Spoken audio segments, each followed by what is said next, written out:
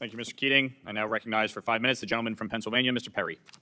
Thank you, Mr. Chairman. Ladies and gentlemen, appreciate your time here today. Why don't we just get real about this conversation for once? Iran is a country that is run by a criminal terrorist regime. That's what Iran is. We're talking about having negotiations with them and so on and so forth. I guess we've got to. But North Korea is a criminal, essentially terrorist regime. When you look at what it does to its own citizens, it does it because it can't afford to export its terrorism, but Iran does and has continued to do so. And even with the fact notwithstanding that 80% of Hezbollah's drones and missiles have been taken out, Assad's regime is gone, Tehran's missile factories have been devastated, the Houthis are finally under some real fire, Iran still exists. And we're talking like there's some, well, let me ask you, you guys are the experts, Mr. Rule. Is Iran going to give up its nuclear program? Have they ever shown any interest whatsoever? But before you answer that question, is there any question in anybody's mind on the panel that their nuclear program is specifically for weapons utilization? It's a weapons program. It's not for power or medical research. It's for aggressive military action. Is there any question about that? Ladies and gentlemen, welcome back to the channel. Today, we dive into one of the most pressing, most dangerous, and frankly, most misunderstood issues facing our world today: the true nature of Iran's leadership and the reality of its nuclear ambitions. For too long, the global conversation around Iran has been clouded by false hopes, diplomatic theater, and wishful thinking. We've heard endless promises of negotiations, inspections, and agreements that were supposed to stop Iran from becoming a nuclear threat. But behind closed doors, beyond the headlines, a very different story is unfolding. Iran is not governed by a peaceful regime. It is led by a criminal enterprise, a terrorist syndicate in disguise, whose goal is not peaceful coexistence, but domination and destruction. And we're talking like there's some, well, let me ask you, you guys are the experts, Mr. Rule. Is Iran going to give up its nuclear program? Have they ever shown any interest whatsoever? But before you answer that question, is there any question in anybody's mind on the panel that their nuclear program is specifically for weapons utilization? It's a weapons program. It's not for power or medical research. It's for aggressive military action. Is there any question about that? Is there any dissension from that?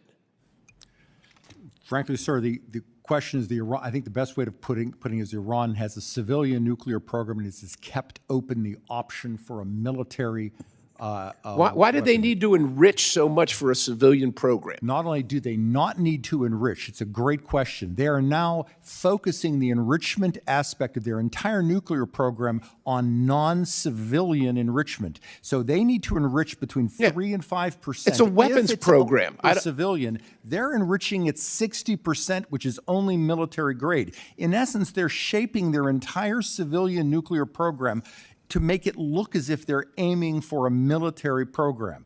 It has no civilian use, this array, this architecture they're creating. That doesn't mean they've decided to make a bomb, and we've heard the DNI, Gabbard say they're not doing this, but facts are facts in that regard. Maybe I should have added they are a lying criminal terrorist regime. Right? They lie about things. They use diplomacy to their advantage because the rest of the, to the point of the JCPOA, the rest of the world, our allies, followed President Obama, who didn't want to see a nuclear Iran during his term, but didn't mind seeing one 15 years later when he was no longer the president. It didn't stop their nuclear production, their military nuclear capability. It just delayed it. That's all it did. Nobody here wants to acknowledge it. But to my other point, have they ever shown any interest whatsoever in getting rid of this nuclear program, for whatever way you want to describe it? No, and in fact, it is extremely, their red lines have been not giving up industrial enrichment, not closing any facilities, and not giving up on R&D, and it's very unlikely they will give up on any of those red lines without significant pressure and the threat of military action, unfortunately. Ms. Jungmann, you disagree with that? I do not disagree. Ms. Stroll. I do not disagree. Okay, so what are we talking about here? We're talking about like we can have some conversation that's going to get them to give it up, even while we all know in the room they ain't giving it up, right?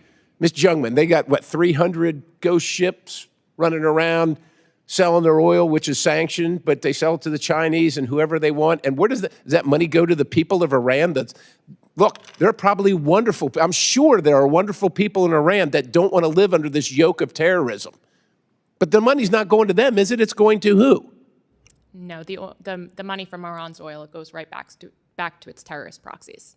Yeah, it's terrorist proxies, the Quds Force, probably to their nuclear weapons program. While diplomats shake hands and sign papers, Iran continues to enrich uranium, fund terrorist proxies, and defy international rules at every turn. In today's video, we're pulling back the curtain. We're going to strip away the diplomatic spin, ignore the political niceties, and get real about what's happening. We'll talk about the facts that too many people are afraid to say out loud. Iran's nuclear program isn't about medical research. It isn't about energy for its people. It's about building weapons they can use to project fear, chaos, and violence across the globe. And while some leaders hope that talking will solve this problem, others understand a harsh reality. Iran has no intention of giving up its nuclear ambitions, not voluntarily, not peacefully, and not without serious consequences. So buckle up, because today, we're going deep into the truth about Iran, the threat it poses, and why the time for Navy negotiations has long since passed.